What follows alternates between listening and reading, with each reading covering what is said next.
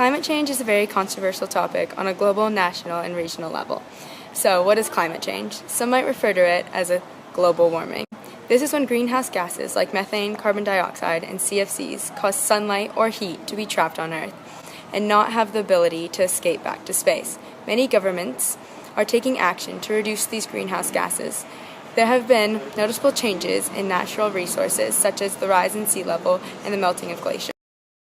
We want to know if conservationists and anthropologists have a similar or different view on this topic. For example, we will explore the ways in which polar bears in the Arctic are affected by the work of conservationists and the threats posed by climate change and indigenous people.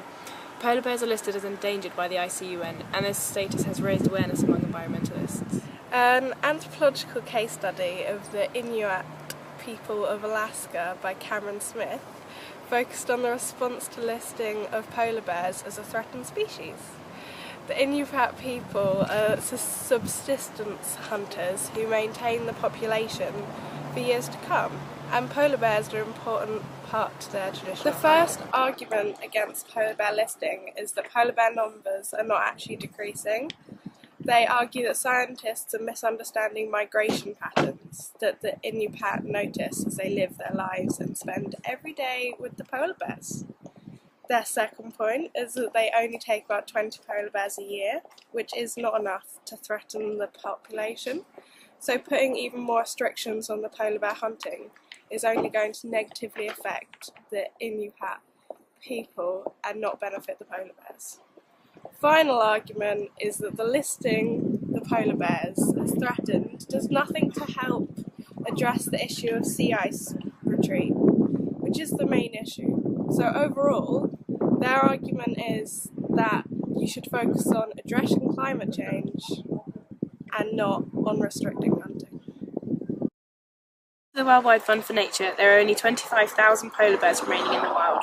In certain areas, their numbers have been decreasing rapidly due to increasing conflict with people because of habitat loss and food shortages as a result of climate change.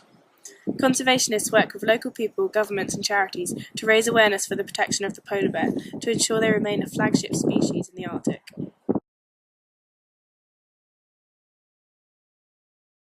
Have common ground, but I don't think they work together. On the same page, but if they are, it's probably not because of their disciplines, it's probably because of their individual personalities and the people that they were before they became involved in those specialties. About I know not considerable amount. But in theory they do, but in practice they don't tend to, because I don't think I've seen very much collaboration between anthropologists and environmentalists in terms of things to do with climate change. No, too, because from what I know they don't even work together, so yeah, that's a no for me too. I have no fucking clue.